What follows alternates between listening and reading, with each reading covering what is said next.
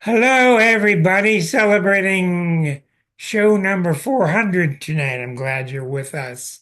It's nice for you to be here. I appreciate it very much. And we will get to our guests here in just a second. More and more people are coming in. They've changed a lot of buttons on Zoom, so I gotta figure out what we're doing here. I wanted you to know a couple of little things before we start, before I bring Deneen in. Um, I started this in 1982 on the radio, and when I got on the radio, and boy, I tell you, that was pretty poor. Boy, you want to prove your astrology, go on the radio in Wheeling, West Virginia, and talk to people you don't even know, boy, and you got 1 minute to do their chart by hand, and then come back after a 1 minute commercial and start reading for them. So I did 2.5 years of that, and that really helped me bust my chops, as they say. And then I took a lot of time off, and I did about 150 weekly newsletters. They were a lot of work, and they're still out there on the website. They're searchable under my newsletters. Pull down on the menu. 150 quite varied newsletters. That had a lot to do with beginning astrology. And then somebody said, "Why don't you start this show?"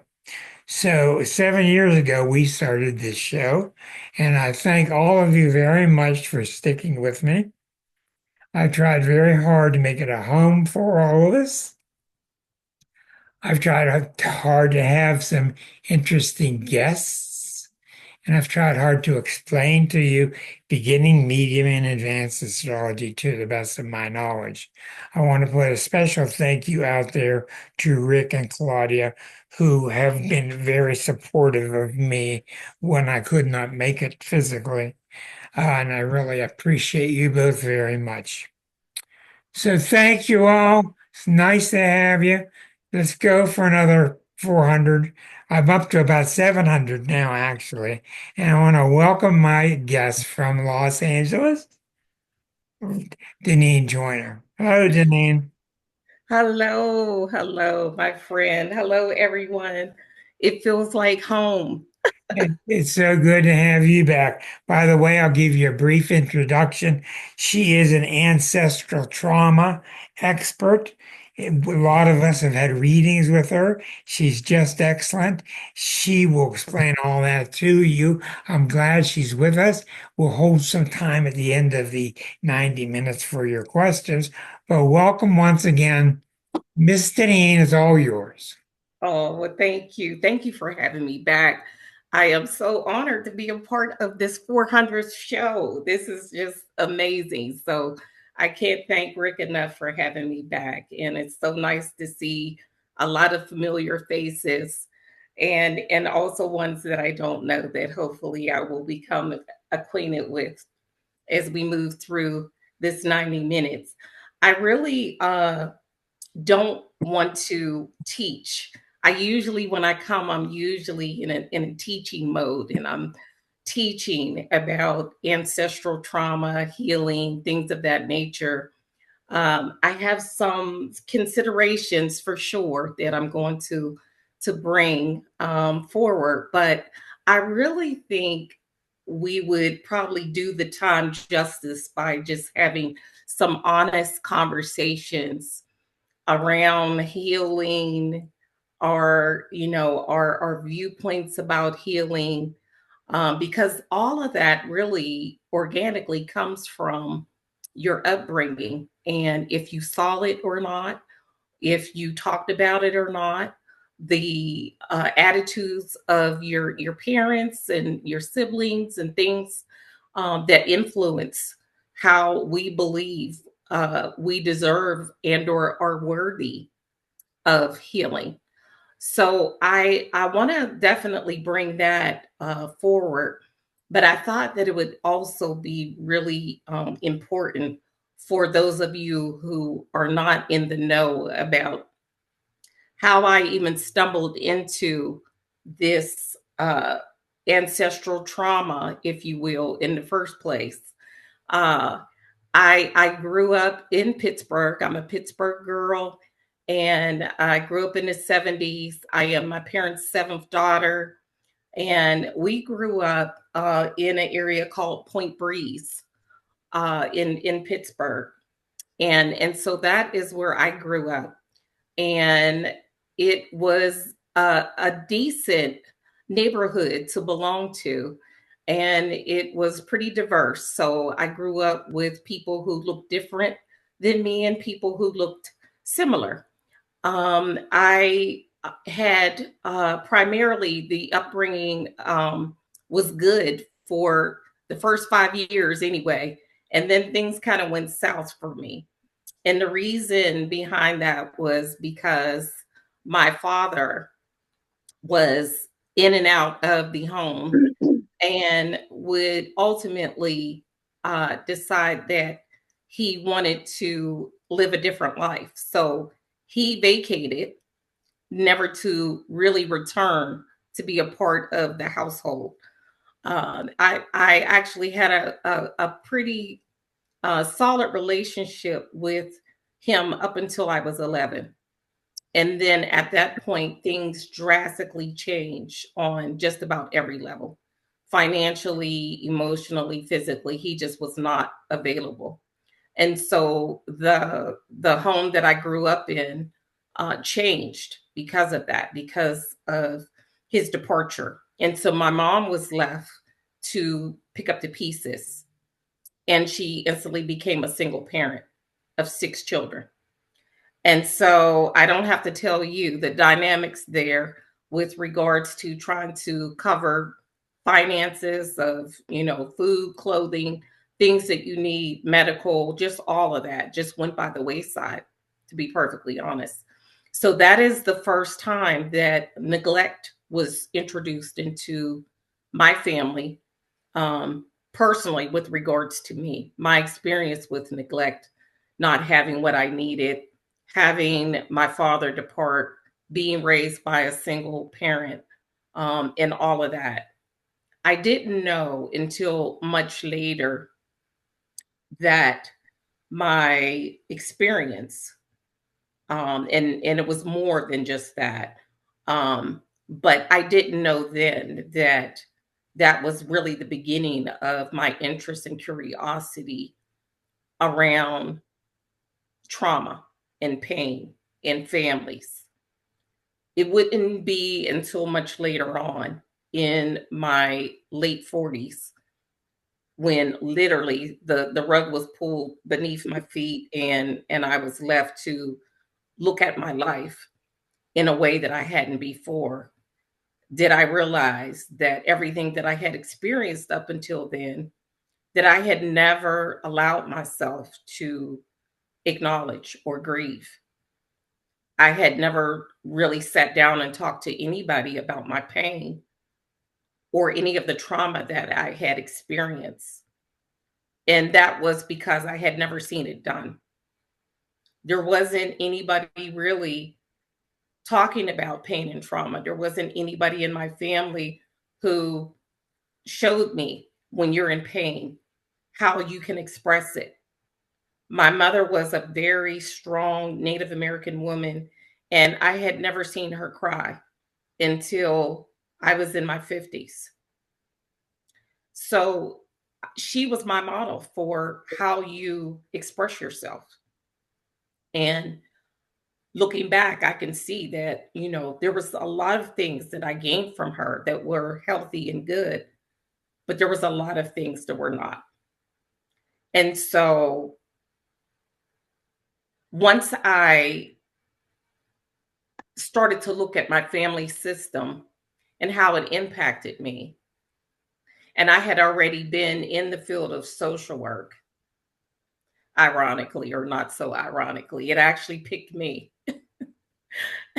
I didn't know that my interests, in wanting to help people understand um, their life and to help be a support and a guide to them would ultimately lead me to do the same for myself. I think you would probably be surprised that most people who are in the field of social work have experienced significant amounts of trauma themselves. And most of them, more than likely, have never really given themselves the opportunity to actually look at that. They do what I did, which was to help somebody else. Some of them may be aware of it, some of them might not be aware of it. I wasn't really honed in on my own experience with pain and trauma until much later on. But I was very successful in helping people to overcome theirs.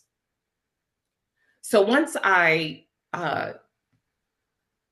was made to look at my own pain and trauma, which was at the age of 47, I started on a journey to begin to uncover what it is that was making me so depressed. And I kept feeling like there was something more to my life, but I couldn't get to the bottom of it. And it wasn't until God awakened me and made me look at my life in its totality. And I could recognize that it was time for me to stop avoiding all of the things that I had tried to avoid. And so back in 2011 is when my own soul healing journey began. And once that started, that opened the door for me to begin to look at not only the pain and trauma that I experienced, but it also opened the door for me to look at the gifts that that I had denied, because I believed growing up that they made me different than other people. It was something about me that people growing up could just sense and feel that there was something different about me. And I really didn't know what it was. I was still really trying to understand these gifts that I had, mainly around being an empath, for sure. I always could sense and feel other people's pain. And also I knew some things where you would probably say it was psychic in nature. I would know things about people, maybe things they've experienced. Um, there was a lot of other gifts that came into play later on, um, but it wasn't something that I really wanted to explore because I had already got the memo from my family that it wasn't popular and it wasn't well received. And I didn't have a filter. So growing up, I would just say things, blurt them out about people. And of course, people wouldn't appreciate it because who wants their business, in the public?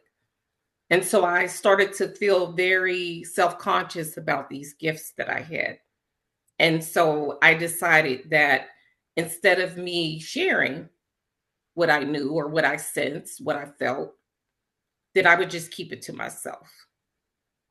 I didn't realize until much later on my journey that in doing that, denying myself that I had gifts, denying myself and using them, that that was a part of my depression.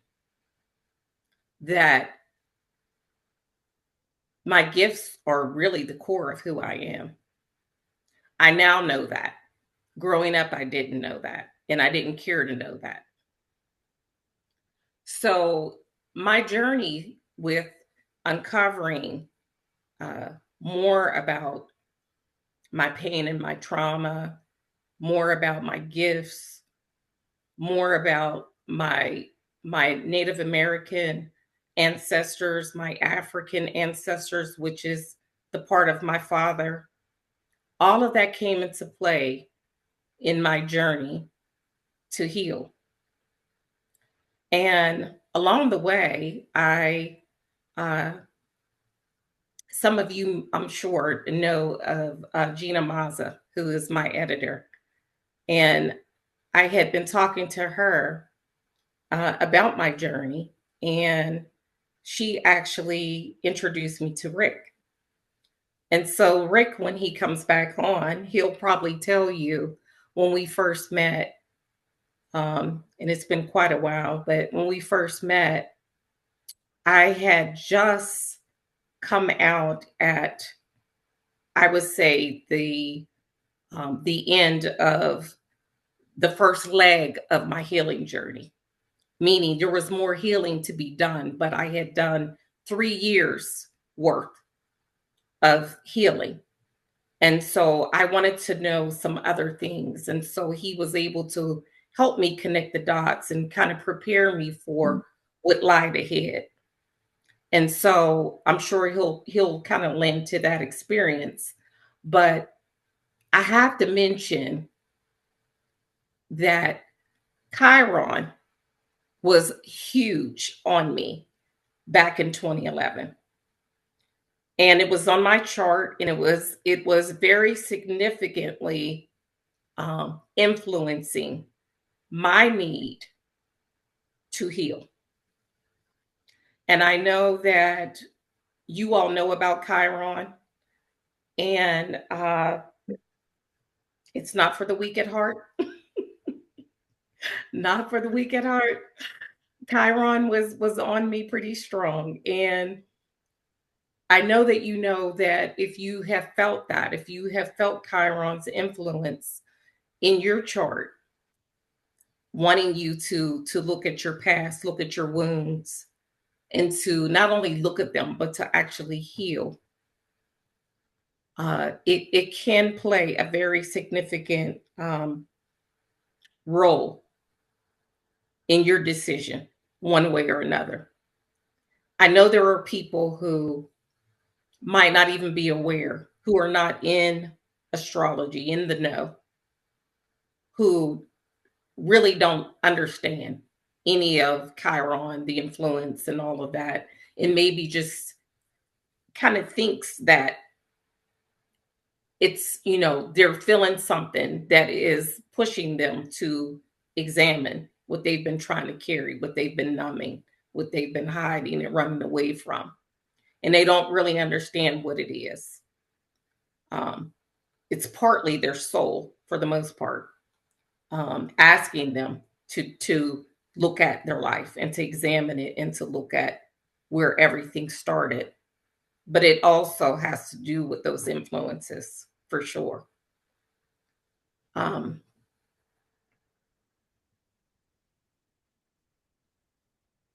I feel like I want to pause because I feel like I've covered a lot. I have some things that I do definitely want to touch on and for you all to consider as we go through this evening. But I feel like I need to, I want to just kind of slow down and kind of stop, because there might be some questions you may have about my own personal journey, which is something that I really wholeheartedly feel is at the foundation of the work that I do. And it was during that journey of mine where I became introduced to the indigenous way of spirit led soul healing, which is the work that I do with clients today. It's the same structure, it's the same laws that healed me that I introduce to other people with great success. Um, and so I feel like, had I not been broken down, literally broken down to open myself up and humble myself to heal, then I wouldn't be doing the work that I'm doing today. I wouldn't be here talking to you about ancestral trauma or healing or any of that, had I not just opened myself up to the possibility that what had been going on in my life was bigger and greater than me. And sometimes that's what it takes. It takes doing something different and not doing the same thing. What do you mean something was bigger and different than you? I felt like I was living in a bubble, a Deneen bubble. I felt like the things that I was called to do was going to make me better, make my life better. Back then, I was more concerned about what my life looked like than what my life felt like. And so I realized when I chose to level up and heal, then I realized as I went through the journey, I realized that I was being called higher, that the choices that I had been making was solely just about me. It wasn't about what God wanted for my life. It wasn't about the lives that I would touch in the capacity that I'm now in. I can see that, if that makes sense. Makes perfect sense. Thank you. Anybody, just feel free to unmute yourself and ask away if you have questions or curiosities. We have a free flowing 90 minutes in front of us. Yes. Yeah, go ahead, Claudia. Hi, Deneen. Um, I remember you said it was sometime, it was many years ago, when this journey started for you. So you've seen a lot from the time that you started working with clients to today. And my question is, I personally see that ancestral trauma in particular is a lot more out in the open now. Whereas maybe it's just, my perception of it, but I feel like we are a lot more in tune with it now as a Oh, whole. yeah. Do you find that as well? That it's I just do. increasing to be as it's increasing more and more. Yes. Yes. I agree with you, Claudia, for sure. Before it seemed to be on its own island, if you will. Yeah, And people would come over to the island, right? yeah, yeah, Because they resonated with the experience of there is something going on within me that I can't necessarily put my finger on, and I can't account for an experience that I'm drawn to. And so there has to be something more going on that I know of. yeah. And so that is what resonates with people generally, is that I feel something. Hmm. And then not only do I feel something, but I know there has been instances and experiences and events that have happened within my family that I'm in the know of, and it is drawing me in even deeper with the curiosity, and I'm wanting to know. And that is what I see for sure today. So you are right that it has evolved, that it's no longer on an island, that it can be found anywhere. People are drawn to wanting to know more about this ancestral trauma. How does it get passed on? Yeah, And what do I have? I get that question a lot. What, how do I learn what it is that has been passed on to me? People want to know, the science behind it. How is it that, I'm experiencing and I'm tied and connected to events, traumatically so, that happened decades ago to people that I have never met before, but I'm blood related. yeah. Hmm. Thank you very much. Rick, go ahead. I was just wondering, do you find that as you open up more fully to the ancestral healing that you experience a deeper closeness to the spirits of the ancestors? Because much of ancestral work is facilitated by their continued love and presence. Yes. Yes, that's a great question. And you're exactly right. You do get a very deep sense of connection to them when you are inviting them in, which is a part of one of the laws is the invitation to the ancestors. Um, and not only to the ancestors, but your whole spiritual team, and the angels is what I'm speaking of, your spirit guides, um, the ascended masters, all of that makes for the enlightenment that one would receive versus what they wouldn't receive if they didn't invite, because they're operating, of course, off of free will, your free will. And so they're very respectful of that. So if the invitation is not extended, then they're just going to witness. And not to say that you might not still feel their presence because of them witnessing, but you're definitely going to feel it at a deeper level if the invitation is extended, because they want to be a part of your healing journey. They want to be a part of your life, the enlightenment, the revelation, all of that is a part of healing and including them. And they have so much at stake when you are healed.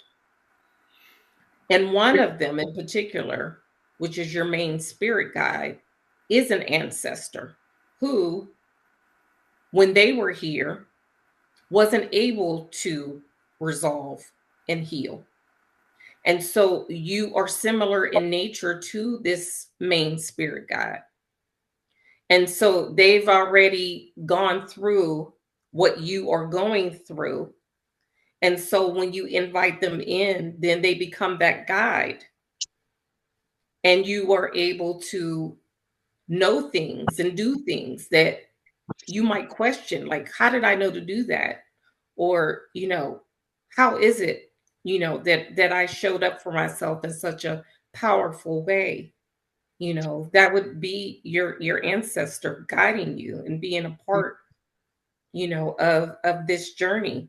And the ultimate goal is for you to heal your life so that in turn, then they are free, because their work isn't done here until you are able to do and be what God has asked you to be here in this lifetime.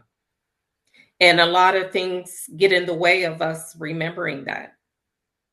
And pain and trauma are the two culprits for sure. Thank you very much, Deneen. That's a really great response.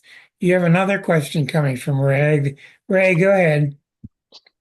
Hello, Deneen. So I very grateful that you're here, and I think we all have a Thank lot you. yeah, um, so much to learn. And I've seen a couple of your shows here before, and so I just appreciate your being here.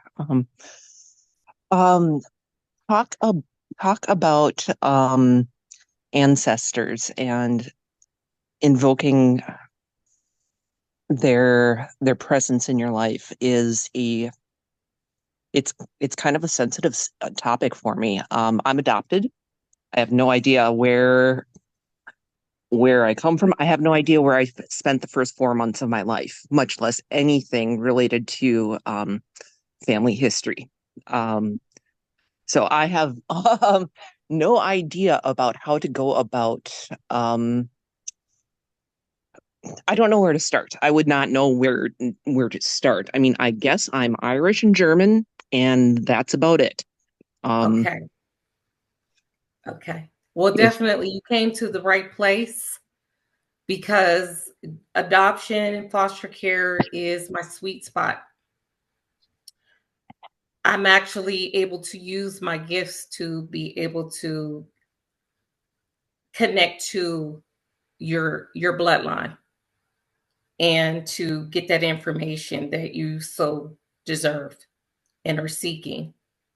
Um, it is called what you would be looking for is actually two things. So I'll Hmm. speak to the first one first, Hmm. which Okay. is you would be looking for what is called an adoption journey.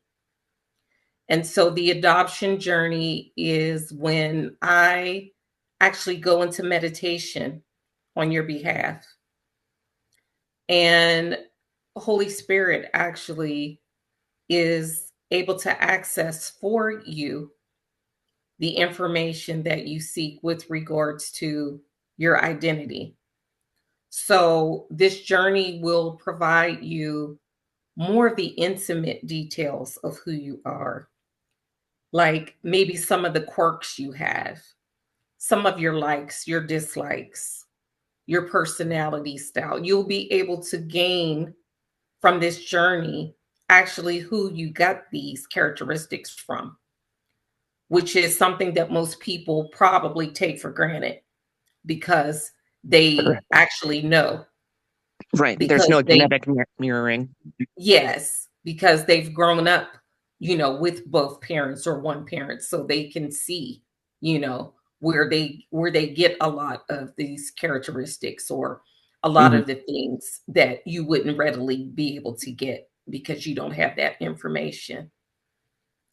It is going to provide you with a wealth of information with regards to the paternal and maternal um, background, the history as far as who these people were, and it may potentially also give you the why as far as why you were placed for adoption, the circumstances, if you will.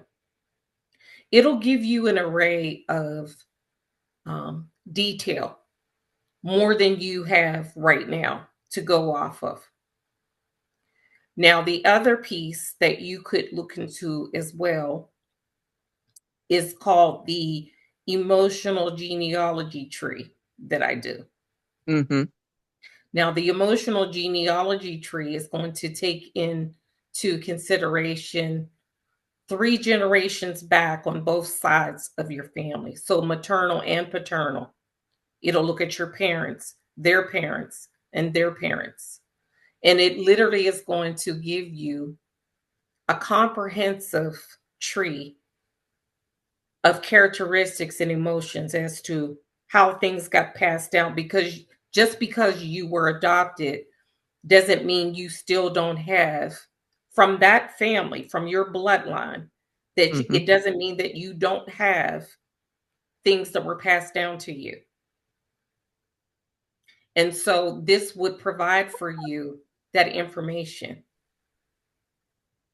Even though you grew up in a family that was not blood related, you still took on some of their characteristics because of that is where you grew up in. However, Right. that is not where you came from. Correct. And so it will be important for you to know where it is that you came from so that you have a stronger sense of your identity. And then Right. you'll know things will make sense to you once and for all. Because I can only imagine, and I've worked in adoption before and foster care. I can only imagine, and you tell me if I'm wrong, Hmm. that because you grew up in the family that you grew up in, you still have a longing. You still want to know who you are. Oh, You 100%. you've been exposed to things due to the way that they do things, and you've adopted that. You've adopted a lot of the ways that they have shown you. Hmm. But at the end of the day, you still want to know what is it that makes me different? Right. Because things show up superficially. I like camping and travel. My adopted parents, I used to joke as a kid that my dad's idea of roughing it was going somewhere that didn't have a Reader's Digest on the toilet. We just um and um and being an Aquarius, I just felt like an alien all my life, you know. So Mm. it's just like, well, yeah, I'm bringing something to the table that they did not expect. So, Yes. Now, did you have adopted siblings as well? yes, my I have a brother that's 5 years older, but we're not blood related. I've never met anybody blood related that I share DNA with, at least not that I know of. Okay. And do you have children? I do not. Okay. Okay. Okay. All right.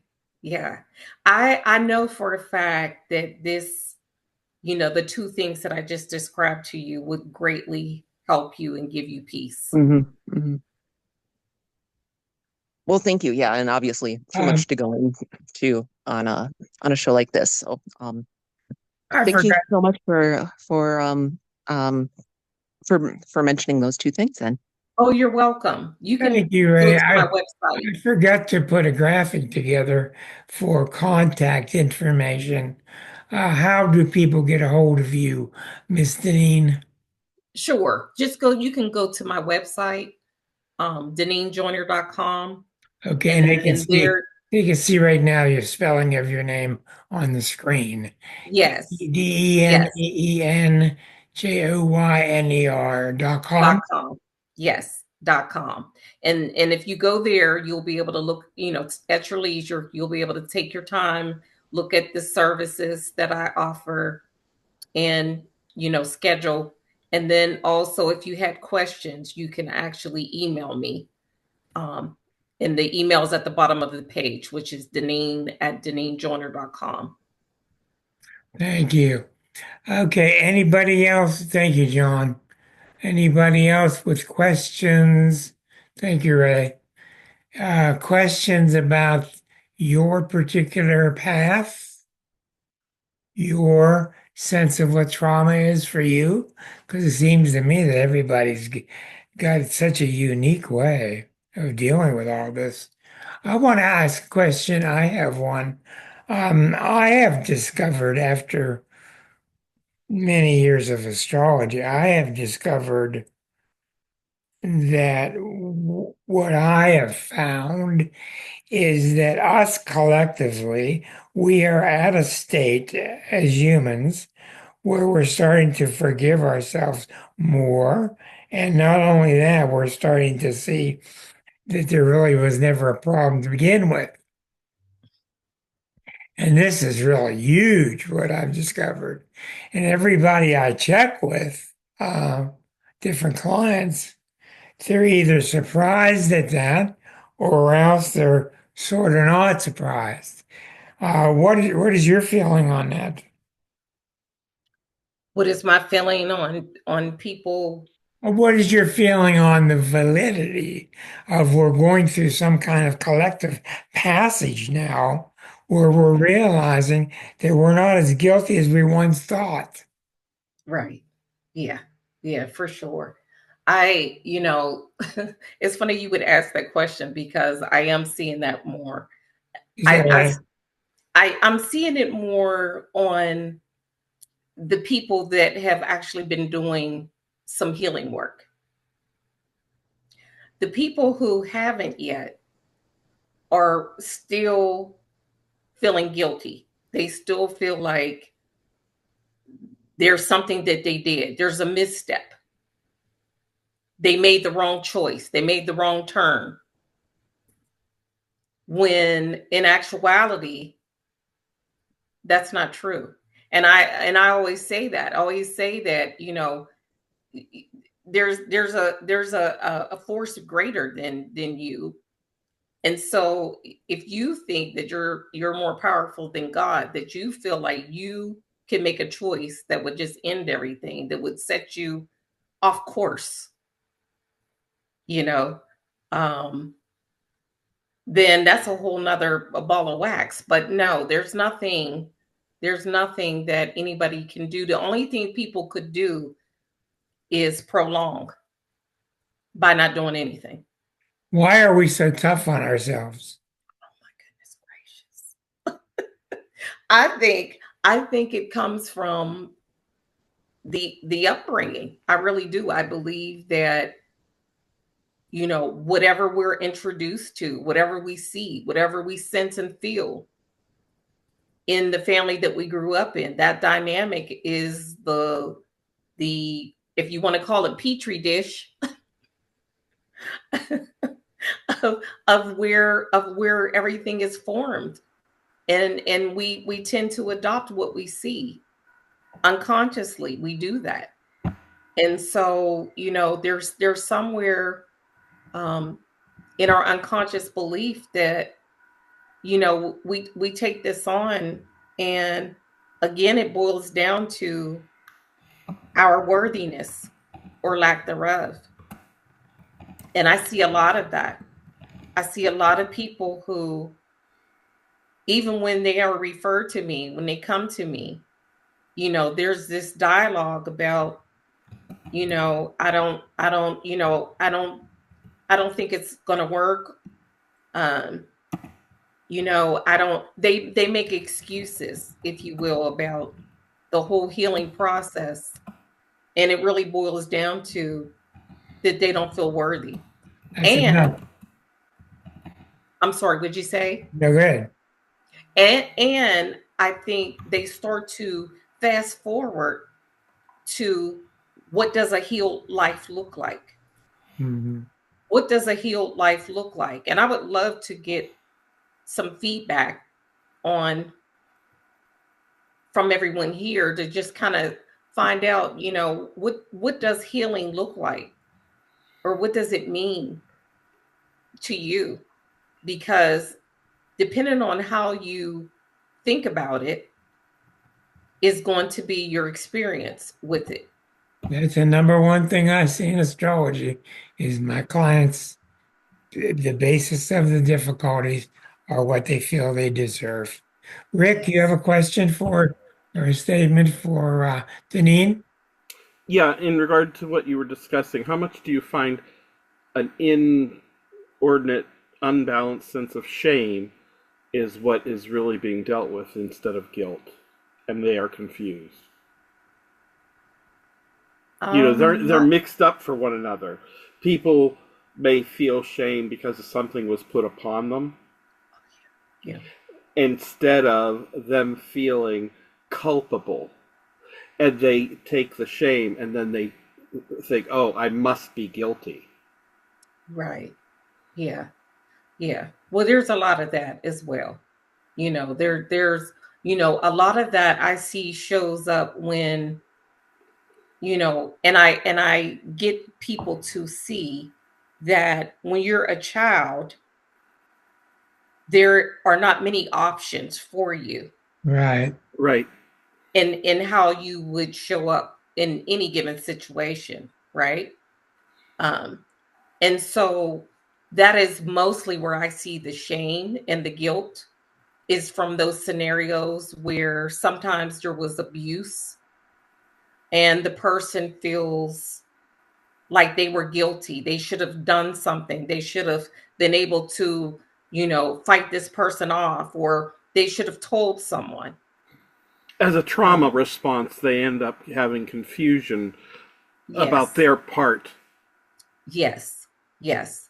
And so that's where I see a lot of the guilt and shame show up when I'm working with somebody is around those events of abuse where they felt powerless, but on some levels they felt like they had another option, another choice to do something different. Mhm. Very good. Yeah. Thank you, Mr. Rick. Eric, go ahead. Thank you. I'll put it in the chat here as well. Deneen, I think what you're saying is when people are healing, they recognize both their ancestral trauma but then there's Yes. also ancestral wisdom. And Hmm. and I think people get more traction. You see them kind of getting on the bicycle and getting both pedals going, trauma and wisdom, and then they can Yes. make their way in life. Yes, for sure. Yeah. Yeah. It's not, I'm so happy you mentioned that because you're so right. It's not just about, the challenges, the pain, the trauma. There are the gifts. There is the wisdom for sure. There is the generational wealth, and in order to even arrive at those things though, you have to start to chip away, at the trauma and actually look at it for what it is. Right. Um, and I do have, were you going to say something? Yeah, I think that that's also a place where we make peace with our family of the past. We make peace with the religion of our past. That Yes. some people carry a chip on their shoulder, and other people carry a boulder on their Hmm. shoulder. Hmm. How do Yes. you find the wisdom? You say, how do you find it? Yeah, yeah. He talked about them as if they're both easily accessible. How Well, no, they're not. Yeah, no, I don't want to put it off as though it's easy because um actually one of the things that I have on my list of considerations that I wanted to offer is to actually find the person in your family who is considered the storyteller, and it may be you. So this coveted role of the storyteller is where most of the wisdom could be found. And so this person is someone in your family, or again, it may be you, who holds a lot of the family stories about the ancestors. Okay. And ancestors don't necessarily have to be departed either. They can be our elders in the family who are still living. And usually those are the ones who actually hold the stories to the family. You may know, an abundance of stories, maybe from your parents, but it's always good to actually go to an elder to actually ask more information about your family so that you can get more information and more insight and have a more global understanding of who your family is. And so, Rick, that's where I tend to see the wisdom comes from the elders in knowing exactly who the family is. All of the stories that kind of lend to your understanding of how things came to be, the challenges and the blessings, if that makes sense. Very good. Thank you. Yeah, that does make a lot of sense. Erica, thank you for waiting. You're up next. Thank you. I was just wondering, Deneen, you said that this really kind of hit you in your 40s, and I was wondering, does this happen to people when they're more mature? Does it ever happen to younger people? Why do you think it happened to you that you got this insight when you did at that stage of your life? And does it happen to people?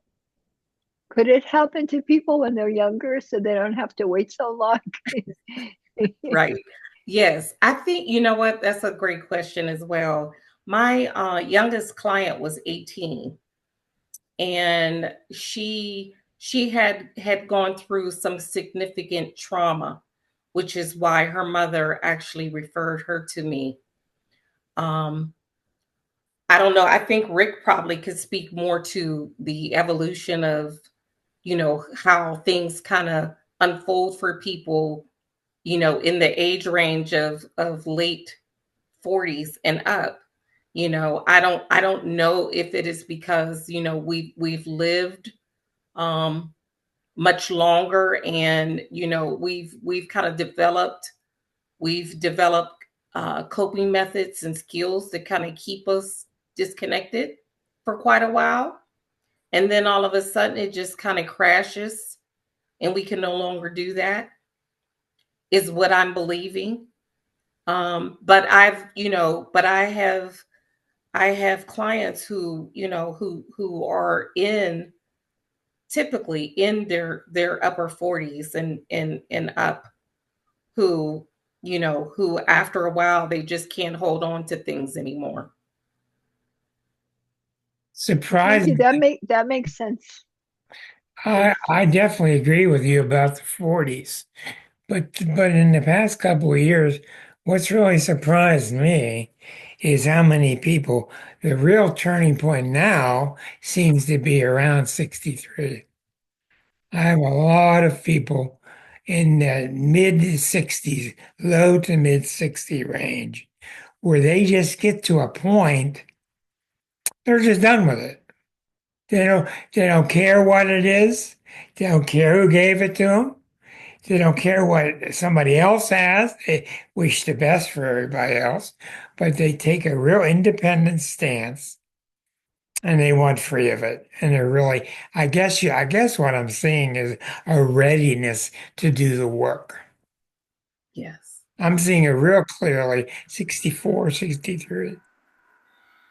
I see it at 61 to 63 also. Yeah. Yeah, that makes a lot of sense. Erica just said something. Who just, That was supposed to be private. Sorry. oh, that's all right. That's okay. I was chatting with Ray about adoption because our daughter was adopted. Oh, oh, I see. And as you know, we lost her 17 years ago when she took her own life, and we were trying to find out about her birth family, which we did when we went back to Poland a few years ago. We found out more about her ancestors and what she was going through. Mm-hmm. But I'm sorry I meant that for Ray. That's okay. It's no problem. It didn't go out publicly. It just stayed amongst us girls here. Um, Claudia, go ahead. Yeah, I just wanted to jump in for a minute because I think it was you, Rick D, that said, I can't remember who it was. How do you access that wisdom? And Yes, everyone's path is different and everyone's unique. But because I was lucky enough to work with Deneen, and she opened the door for me to actually be able to bring that, bring my ancestors, like they became alive in my life, in my whole being. I, it's gonna, I just talk to them.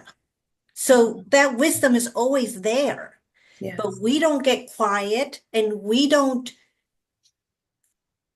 unless you start working with somebody like Deneen, you think, oh, you don't give it this weight that it has, but really the weight is there in support of you.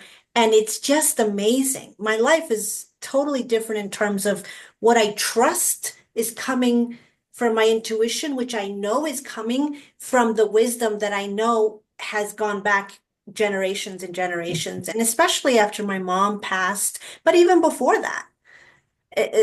I just through talking to her, but if some of you are lucky enough to talk to her and be with her and help her, have her help you through this, that would be wonderful.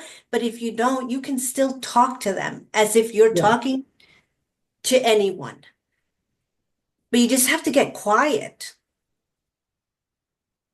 That was my 2 cents.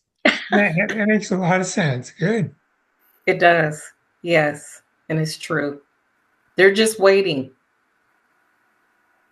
They're waiting to help you. It's really quite magnificent. I think they're just, they're like your support system that we don't see with our naked eye. So true. Well, I know I can't speak for Liza, but Liza spent a lot of time with Deneen, and it did an immense effect And it really lit up like a Christmas tree when those two were working together. And you've had a profound effect upon her getting free of a lot of the past stuff. Yes. Yes. It's just a way of understanding for sure. So I have a couple, I don't know if there's any more questions at this juncture. If not, we can Go kind ahead. of just, okay, we can just kind of move on just a little bit. I just want to put out in the atmosphere just a few things for consideration as it relates to healing, to healing your life, to healing in general, just how you actually think about healing. If you're on a healing journey or if you're considering one, um, I want you to just really just think about a few things. In order to actually heal, you have to be open to the truth. And what that means is we all know that life has its challenges, it has its pain, it has its trauma for sure. So all of those elements make for your life. If you really want to heal, you have to commit to being honest with yourself. That is something that I tell anybody who is considering healing their life is that you have to be willing to be honest with yourself, with your truth. I was just talking to somebody earlier, probably about an hour ago, about their life and their consideration for wanting to finally heal. And one of the things that we talked about that comes up a lot is when you finally decide to take your parents off the pedestal that you have placed them on. That doesn't mean that you're being disrespectful or that you're looking to blame, shame, point fingers. It just means that you have come to a decision that will allow you to see them as people because they too were exposed to pain and trauma. And so you were the recipient of them trying to move through that pain and trauma on their own. And so healing requires you to be truthful and honest about your experience with your parents and how you're showing up today, that impact. So it literally begins with you being honest about there's been something off about me for quite some time. You might know what the off is. There might be a string of things like I had. I had a whole string of things. It was literally like if you had a thread and you pull it and you know what happens, and then you have a hole. That was me. I pulled one thread, and in that one thread, I started to unravel a lot of other things that were connected to my father leaving. And so healing requires you to be honest and truthful with yourself. You don't have to include anybody else in the equation. It starts with you. Because he left because of you, didn't he? That's what I said. That's what I thought. He left because of that evil Deneen. She was just unbearable. So I think Yes, I'm just gonna check out. Boy, that's a heavy load. isn't it? Yeah. Yeah. We got a note here from Erica that it was not Susan. That we're trying to identify who this person was earlier. Mm. Um, huh. Well, that's good to know. I vaguely remember that name, but I'm glad to know that we didn't shut her off. Go ahead, Deneen. Okay. Okay. So we said you have to be truthful with yourself about things that have, transpired in your upbringing. The other thing that you need to do is actually acknowledge to yourself that there has been some deeply rooted beliefs then now that you're an adult, you're questioning. So again, we're going back to when you were a child, you really didn't have much of a say on most levels. You were really just given, choices, and you picked the one that you thought was the best for you at that time. So you really didn't have a huge say, but now you do. And so you get to a place where you have to give yourself permission to acknowledge the things that now as an adult go against who you are. So that's where the truth part comes back into play as well, being truthful and honest. And also being able to revisit and look at your life in retrospect and seeing the things that have created a huge impact in how you're showing up today. So when we were talking earlier about the worthiness, that stems from whatever you saw, whatever you felt, whatever you were told about your worthiness. Sometimes it's not always how people, what they say to you, but it's how they make you feel. And Huh. so those feelings become a part of you. And that's where the self-worth lies. And so something is, it seems to be simple, but it's not for somebody who is struggling with their self-worth, with their self-esteem and the value of who they are. And there may be fear in healing because then you're Why, going why, against why is there fear in healing? because you're going against what people have said about you. And if they were your parents who told you that you weren't good enough, and healing is going to make you whole and better, then you're going against the people that you put on the pedestal.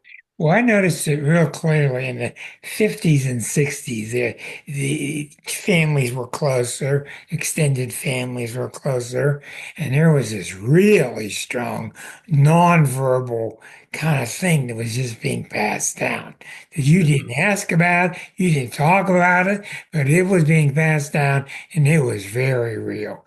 And I noticed after that, getting on into the 70s, 80s, people started to disseminate from the central family, and that loosened its hold. And along with it, the good threads were loosened too. So it's become a kind of scary time because you're kind of on your own. Yeah. Yeah. Called the Yeah. I, silent. I, Ray says it's called the silent generation for a reason. Exactly right. Go ahead, Deneen. I was just going to say that, it's really interesting when I see most of the people who are finding me tend to be the person who is considered the black sheep of the family, Oh yeah, I would imagine. right? Oh, you black sheep, get in line. We're going to see Deneen. Exactly right. Yeah, And you yeah, find out that the black sheep are the lightest of all of them, that's right. the brightest and the most alive, usually. That's right. Yes. Yeah. So the black sheep in the family is looked upon as the chosen one. Yeah. That's really true. If you all remember, this is an amazing story. If you all remember the books by Carlos Castaneda in the 70s, who was a student of a Yaqui Indian, an old Indian in very much northern Mexico, the Yaqui tribe. He was the spiritual teacher to Carlos, who was a anthropology student out of UCLA. and he wrote some really, really famous books. He wrote about 9 of them, but the first 2 hit the market at just the right time and just blew people away. And they were about this Yaqui Indian trying to give guidance to Carlos, who was a young Mexican American. And it was just so fabulous to see that one of the rules that Carlos had to follow was there was no talking about your past. When he was with Don Juan, he was not allowed to talk about his past. His past life didn't matter, and that means in his current body, current that life. And at the end of that section, he said, "Oh yeah, but Don Juan, people are very mean to each other. They're not nice to themselves. They're mean to each other." And Don Juan said, "Why?" One word. I remember being floored by that one word. Why do you do that? I don't know. That's just what we do. I Right. was floored by that one word answer. Yeah. Yeah. The spirit-led soul healing that I do is foundationally supported in love.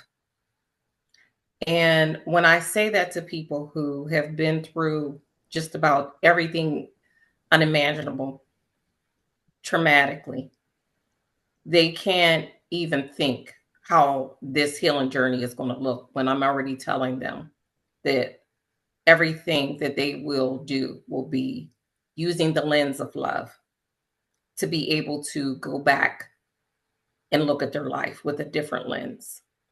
So when you talk about shame and blame, none of those have any place in this type of healing. When we go back to look at someone's life, we're going back to be able to get the pieces that are the most valuable to this person's healing journey. So they can literally use those pieces to stand on and grow and understand who they are and how they came to be. So I tell people if they're looking to be right or to blame and shame other people, this type of healing would not be for them. You have to decide what is most important. Is it peace or do you want to finger point?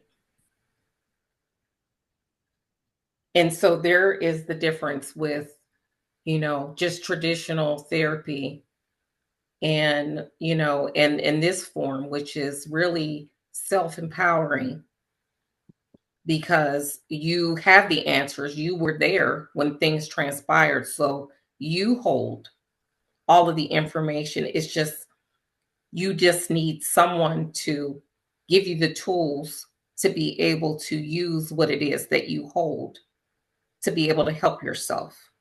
So it becomes self guided instead of waiting until next Thursday to see the therapist to see if you did something correctly.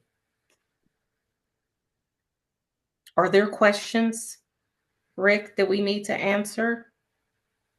Feel free, everybody. Don't be shy. Come on, Linda. You got a bushel full of things on your mind I don't know how you always know that. because I can see the bushel sticking up. Oh, And I guess the cats parade more and more as I you're mean, they're behind just you, as they're you become more brain active.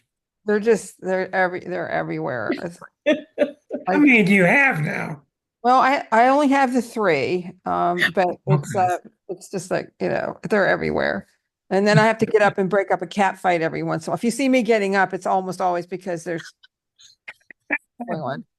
Anyway, first of all, I want to agree with you and see about the early age 60s thing, because for me it was 62. It just boom. It was like, okay, I'm done. I'm done. So I don't know what that means, but It's very common. It's very, very totally, common. totally in my experience. But this whole thing, during COVID, I started an ancestry.com thing, a tree for my Mhm. family. And I made it like with both my mother and father on it, which was sort of maybe a mistake because it's getting huge. And I wasn't at all interested in my mother's family because my father's family has been here since before the revolution, and we go way back. And Mhm. there's history, there's Civil War and revolutionary ancestors and all that. And my mother's family is very murky. But this is what I learned, and it's amazing. All the secrets are on my mother's side. All of them. All of them. My mother had a secret marriage. She had a Mhm. secret marriage. Wow. I don't know whether she ever divorced him. I do know he died the same year. The first husband died the same year my dad did. And she had told me one time, she said, I was married at 16 and widowed at 18. So either she was lying or she thought she was widowed and she wasn't, and she's a bigamist. I do not know. I can't find a record of a divorce. So there's that. Her mother, so she was married twice and unhappily so the second time. Her mother was married 3 times, divorced twice. And Mhm. her mother, my grandmother was born out of wedlock. When you look at the dates, when you look at the marriage dates, Uh-huh. it's like, I mean, this is way back in like 1900. She was an immigrant woman and she had a baby out of wedlock. And then a couple of years later, she married one guy. And then, some 5 or 6 years later, she married another guy. And my grandmother used both names. So it's not even clear who she thought of as a father. We don't know who the father was. It's all murky. It's all murky. And I think it's taken a while, but the contemplating this and thinking about it and thinking about the fact that I've been married and divorced multiple times and felt, as Rick C said, shame around that. And now Mhm. I'm looking at it and I'm thinking, this is just like straight down the ancestral tree on my maternal side. It's Yes. it was just if I mean, I'm sure there was sexual assault, I'm sure there was rape, I'm sure there was other things because there's been hints of that told all along. And I'm thinking it stopped with me. It stopped with me. Forget being married and divorced and all that stuff, is that I put all that away. I made the choices and got out of unhealthy relationships and made a life for myself that's good, starting at age 62. And there you go, And so I think that what you're saying is extremely, extremely important. I think Yes. people, if there's trouble in your life, I mean, who knows? And when I took my confirmation name, I went into the church late because I work, it's a big thing. But I picked the name Teresa, and I hadn't even known that was my great grandmother's name. So, Wow. so I mean, it's, you know, Was that on your mother's side? The yeah. secret side. See, Why isn't this taught in grade schools? I Right. don't know. I don't know. And what's funny about it is I'm so much more like my dad's side. You know what I mean? Mm. In many ways, but not on the emotional side. On the emotional side, I'm all that Scorpio part of me. There's the secrets and I keep everything hidden. Oh, and it's so crazy. Because my father's side, they're all very pragmatic, silent. They don't talk. They don't express anything. Mm, and neither it was like that on my mother's side, but in a different way. They just had big volatile secrets, and Mm. then they lied too. That's the thing. My mother was a notorious fabulist. She made up all kinds of stuff. What do you do with a family that just doesn't talk? What do you do when nobody Well, talks about anything? that's right. I mean, and my father's side's just as bad. I mean, they literally. I mean, I can tell you the number of times I have had a conversation with. I had 8 aunts and uncles. 8 aunts and uncles. One conversation lifetime Oh that my was goodness. about more than just anything, just the surface things. I mean, they would tell Yeah. me They would tell you things like, don't buy the item on the top of the pile in the dime store, but go get the one on the third. I mean, they would give you little life tidbits, but they never Right. talk about But anything. about heart. No, Heart none matters. of that. None of I that. Yeah. never. Yeah. Yeah. Why is That's it that? Why is that, Deneen? well, I was going to say that's interesting, Linda, that you would bring that up because that's one of the considerations that I wanted to mention for this evening is to be able to have those conversations with your family, to be able to break the ice, and you might want to still do that. I hear you saying that they're not talkers. However, if you had some questions that you actually just formulated on your own before going around them, and you told them, that you're working on this tree, which you want to get a greater sense of who they are. And so I would come up with some random questions and maybe ask your dad some things and see what his response is, because something is telling me that they want to talk. They just don't know how. They Well, don't. you mean the ones that have already gone on to the next Well, you can life? do that too, but even if That's there's where we'd some, have to go. We'd have to go into okay, on the other side of okay, the veil. okay, but even, or I could do that because that's the work that I do. I could actually do that. But that's what I'm sensing and feeling. And for anybody else who might come from a similar family where talk was just not the first language, right? We just we just we just don't talk. We don't talk in this family. And we're sure it's not going to be talking about anything that really truly matters that has to do with our emotions. We're not that kind of family. Um, When but we that did, goes back again, that goes back generations. It was taught somewhere, and that's what people have adopted. We're just this way. But there is often people who are different than that within the family who have just gone along to get along, but they have something to say. And you need to find those people who will talk to you. You pose the questions and see who answers. And that's going to open the door and the floodgates to What that what wisdom. do you find happens when you ask questions? For some people who aren't used to it, they're gonna try to shut it down Oh, because really? they feel uncomfortable. They don't feel competent enough to Is that answer. right? Is that right? Yes. And they feel uncomfortable because they don't know where this is going. Why are you asking me these questions? In my family, nobody talked about anything. And my father, being from Italy, of course, coming across in 1936, nobody talked and they were embarrassed about the old country. I'm from the old country, low life, old country, low esteem.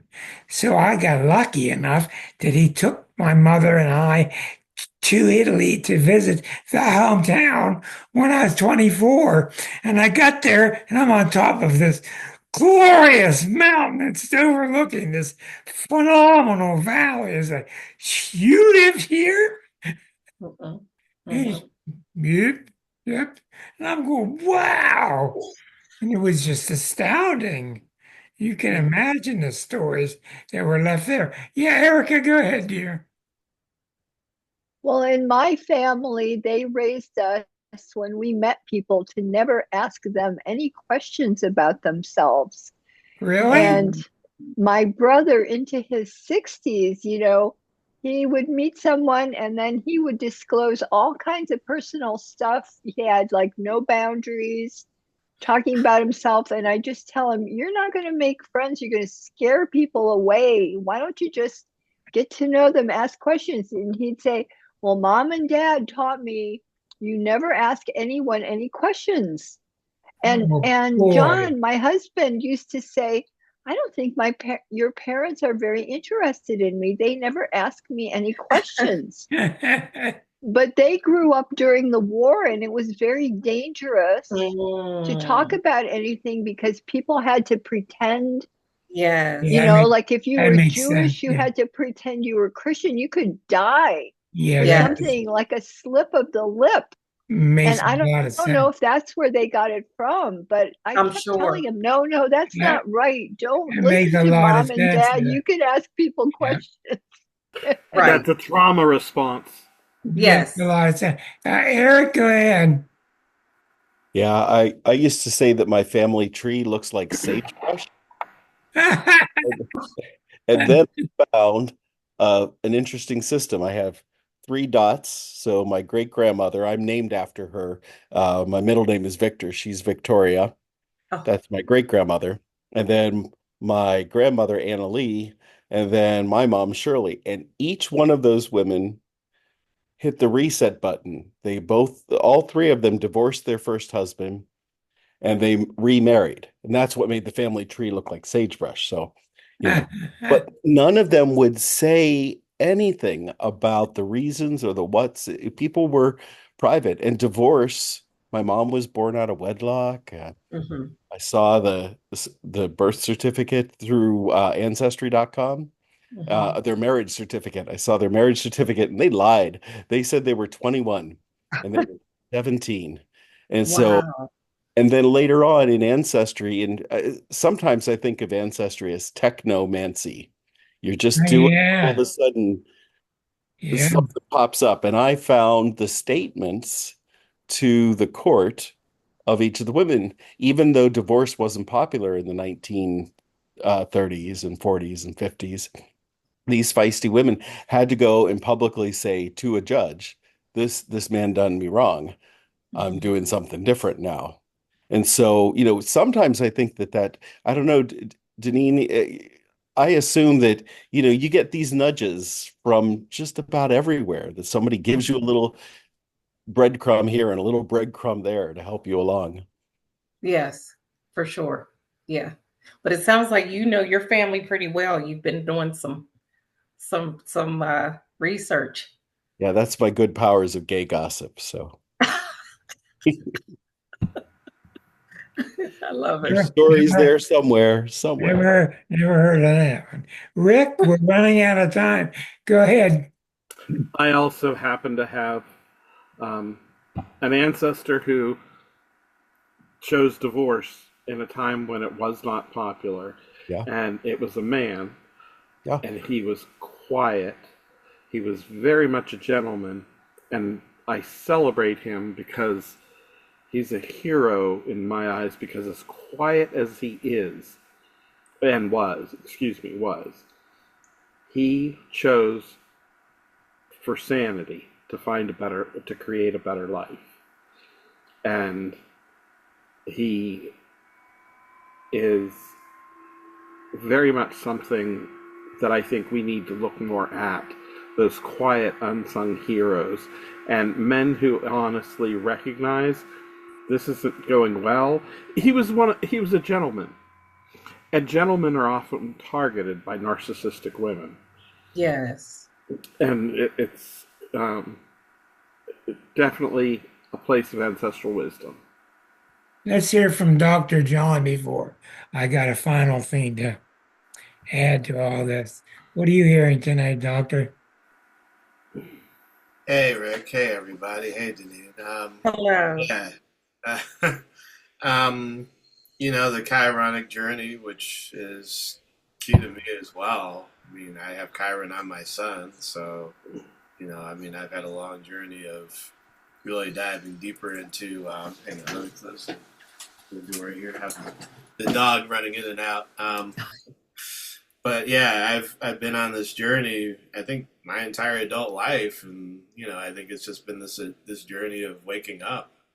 Um, and I hear a lot of what you say, Deneen, of like parents playing such a key role in my life, and I've had a really like solid and good relationship with them, and also, I had to get to a point where I had to separate myself from them, and see them as just people, that they weren't Yes. gods. They weren't like these infallible people, that they had their flaws, they had their challenges, they had their issues too. Yes. And to make that choice to start to separate from their beliefs, their ideology, the things that shape their lives, and start stepping into things that would help me shape my own. And, so that is that healing journey that you spoke very eloquently into. So Thank that you. really resonated with me, and I thank you for that. Oh, you're welcome. Thank you for that. I'm going to take a moment to give a very special high five thanks to Deneen. I want to call her Dr. Deneen. What the heck? I'll call her Dr. Deneen Joyner, coming all the way from shiny LA. And we wish you well there. And we're so glad that you're back with us. And you're welcome anytime. And we mean Thank that.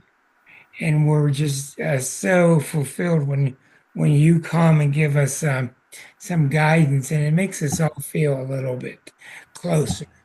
Yes. I want to thank you all for being here. I want to spend a little bit of time and say a special thank you to all the people, including Susan A., who've been with me for 7 years and throughout the 400 shows. I'm very touched by it all. I want you to know that I really put an awful lot into basic astrology in the first 300 shows and middle astrology. In the last 100, I started to feel a very strong pull towards teaching spirit. And I went through a lot of hardship at that time because I'm saying to myself, well, who am I? Who am I to be a teacher of spirit? And then I was told by some very strong spiritual teachers that we all have something to teach. So don't worry about it and just teach. So that's what I did. And when I really gave this show up, about 100 shows ago, I gave this show to the Holy Spirit. I said, I don't know what to do with it. And I gave it. There's a good link for you for Deneen. I gave this show to the Holy Spirit and said, do with it as you wish. And maybe you noticed it or maybe you didn't. But about 100 shows ago, this show became more verbal.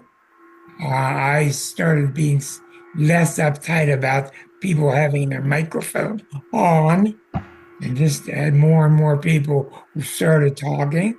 And we had the evolution of Rick and Claudia, which was really excellent too. So it's very good. And I don't know where we're going in the next 100, 200, 300. But all I know is I'm here and I'm going to be talking about astrology when it sticks its thumb up, when it sticks its head out. We're going to talk about that. And until then, I am devoted to talking about these types of things with wonderful guests like Deneen to come in and tap us on the shoulder and give us clues on where to follow next. So I thank you and promise you that our next several hundred or whatever they're going to be is about trying to help us help each other. And thank you once again for everybody being here tonight and for your congratulations. Thank you, Deneen. You're welcome. Thanks, Rick. Congratulations. Have a good Much time. love and many Congratulations. blessings. Thank you, Rick. Yes. Have a good time in LA. Thank you. We'll see you on a movie star. Okay. Good night, everybody. Bye, Good Deneen. night. Bye, Thank Night. you, Thank Rick. you. Thank you.